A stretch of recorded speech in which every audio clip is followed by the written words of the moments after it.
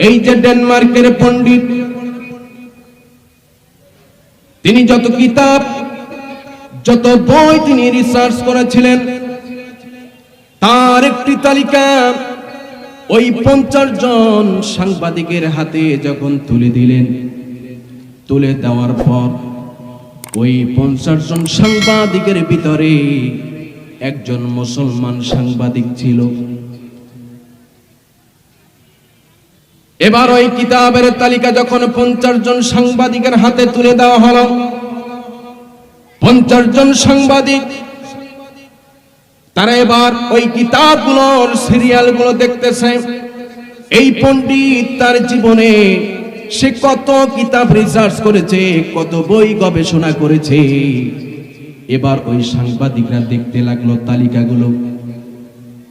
এবার একজন মুসলমান সাংবাদিক দাঁড়িয়ে গেল, পণ্ডিত মশাই, আপনার এই জীবনে আপনি যত কিতাব আপনি রিসার্চ করেছেন, যত কিতাব আপনি পড়েছেন, কিন্তু আমি দেখতে পারলাম এই যে আপনি 1000 কিতাব নয়, 2000 কিতাব নয়, 3000 কিতাব নয়, 35,000 কিতাব আপনি গবেষণা করেছেন, রিসার্চ করেছেন, পড়েছেন।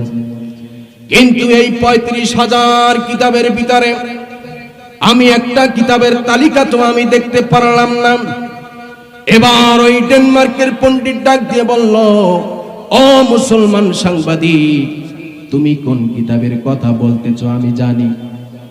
এবার মুসলমান সাংবাদিক বলল, পণ্ডিত, সেই কিতাবটা কি আপনি বলেন।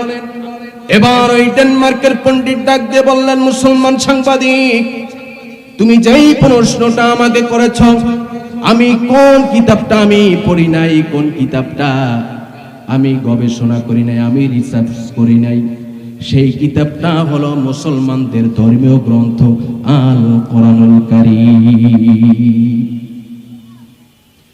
মুসলমান সাংবাদিক ডাক দিয়ে বললেন, পণ্ডিত, কেন আপনি সেই মুসলমানদের ধর্মীয় গ্রন্থ আল কোরআনুল কারীম আপনি তেলাওয়াত করেন নাই, আপনি পড়েন নাই, রিসার্চ করেন নাই, তার কারণটা কি? এবার ওই পণ্ডিত ডাক দিয়ে বললেন, ও মুসলমান সাংবাদিক, আমি কি কারণে মুসলমানদের ধর্মীয় গ্রন্থ আল কোরআনুল কারীমের রিসার্চ করি নাই, পড়ি নাই?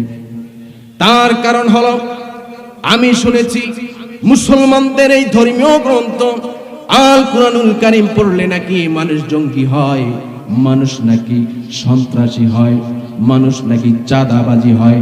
এই কারণে আমি ডেনমার্কের পণ্ডিত ভয়ে ভয়ে কিতাবটা পড়ি নাই। জোরে বলেন না নাউজুবিল্লাহ, আরেকটু জোরে বলেন নাউজুবিল্লাহ। এবার ওই মুসলমান সাংবাদিক ডাক দিয়ে বললেন, ডেনমার্কের পণ্ডিত,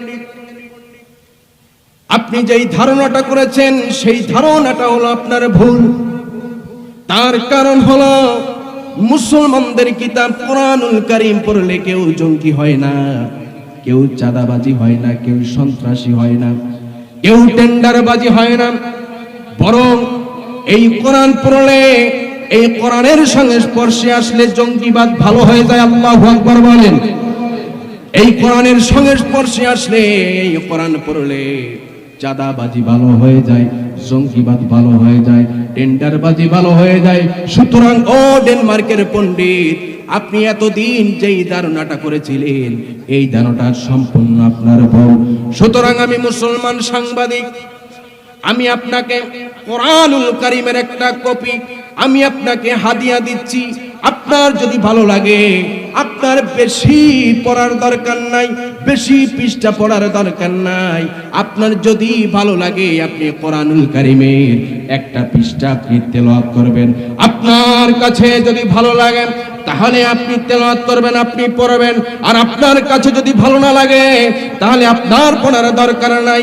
এবার অনেক অনুনয় বিনয়ের পর এবার ওই ডেনমার্কের পণ্ডিত তিনি মুসলমানদের ধর্মীয় গ্রন্থ কোরআনুল কারীমের একটা কপি নিলেন। কপি নেওয়ার পরে এবার কি করলেন, ডেনমার্কের পণ্ডিত বাসায় চলে গেলেন। রাত্রি যখন গভীর হয়ে যায়, এবারে ডেনমার্কের পণ্ডিত তিনি ভয় ভয় করে তার স্ত্রীর পাশে বসে এবার মুসলমানদের ধর্মীয় গ্রন্থ আল কোরআনুল কারীমের প্রথম পৃষ্ঠাটা তিনি যখন খুলেছেন আর তিনি পড়ে নিলেন আলিফ লাম মিম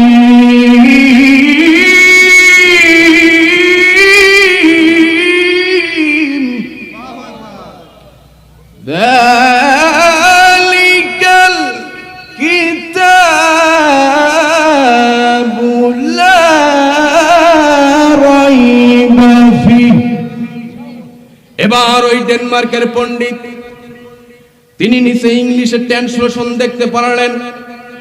এবার ওই ডেনমার্কের পণ্ডিত মাথায় হাত দিলেন আর তিনি মনে মনে চিন্তা করলেন, হারে এই মুসলমানদের ধর্মীয় গ্রন্থ আল কোরআনুল কারীম এই প্রথম পৃষ্ঠায় চ্যালেঞ্জ করা হয়েছে আলিফ লাম মিম যালিকাল কিতাবু লা রাইবা ফি। এইটা এমন একটা কিতাব যেই কিতাবের ভিতরে কোনো ভুল নাই। আল্লাহু আকবার বলেন। এইটা এমন একটা কিতাব যেই কিতাবের ভিতরে ভুল নাই। অথচ আমি ডেনমার্কের পণ্ডিত, আমার জীবদ্দশায় আমি 1000 কিতাব নয়, 2000 কিতাব নয়, অন্তত 35,000 কিতাব আমি রচনা করেছি, আমি পড়েছি, আমি রিসার্চ করেছি। কিন্তু এই 35,000 কিতাবের প্রত্যেকটা প্রথম পৃষ্ঠায় লেখা থাকে। এই বইয়ের ভিতরে ভুল থাকলেও থাকতে পারে। যদি কোনো ভুল থাকে আপনারা আমাদেরকে বলবেন, পরবর্তীতে এইটার আমরা সংস্কার করে নেব। কিন্তু মুসলমানদের এমন একটি ধর্মীয় গ্রন্থ যেই কোরআনুল কারীমের ভিতরে আল্লাহ রাব্বুল আলামিন প্রথমেই চ্যালেঞ্জ করে দিলেন, এইটা এমন একটি কিতাব যেই কিতাবের ভিতরে কোনো ভুল নাই, কোনো সন্দেহ নাই, কোনো সংশয়ের অবকাশ নাই। এবার ডেনমার্কের পণ্ডিত তিনি নিজের মাথায় নিজে হাত দিলেন আর তিনি মনে মনে চিন্তা করেন, আহারে এইটা মুসলমানদের এমন একটা ধর্মীয় গ্রন্থ কিতাব যেই কিতাবের ভিতরে কোনো ভুল নাই।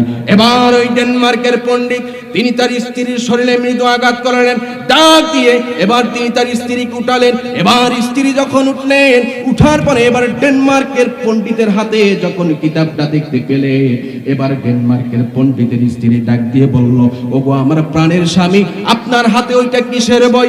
ডেনমার্কের পণ্ডিত ডাক দিয়ে বলেন, স্ত্রী রে, এইটা হলো অন্য কোনো কিতাব নয়, এইটা হলো মুসলমানদের ধর্মীয় গ্রন্থ আল কোরআনুল কারীম।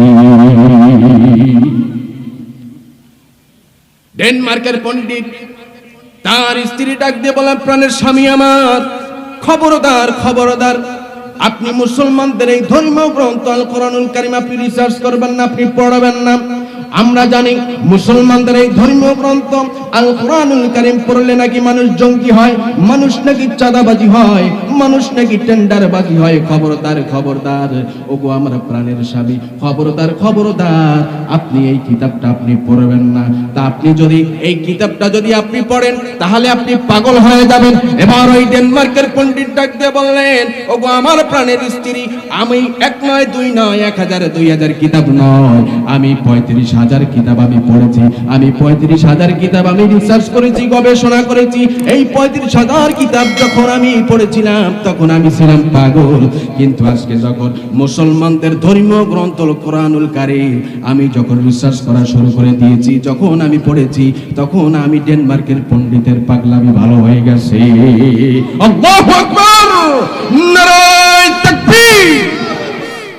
আমি ডেনমার্কের পণ্ডিত এতদিন ছিলাম আমি পাগল। আজকে যখন মুসলমানদের ধর্মীয় গ্রন্থ আল কোরআনুল কারীম যখন আমি পড়েছি, আমার পাগলামি ভালো হয়ে গেছে। ওগো আমার প্রাণের স্ত্রী, ওগো আমার প্রাণের স্ত্রী, শুনে রেখে দাও, আমি যতদিন পর্যন্ত এই মুসলমানদের ধর্মীয় গ্রন্থ আল কোরআনুল কারীম যতদিন পর্যন্ত আমি রিসার্চ না করতে পারবো, যতদিন পর্যন্ত আমি সুন্দর করে না পড়তে পারবো, তোমরা যতই বাধা দাও কোনো বাধাই কাম হবে না।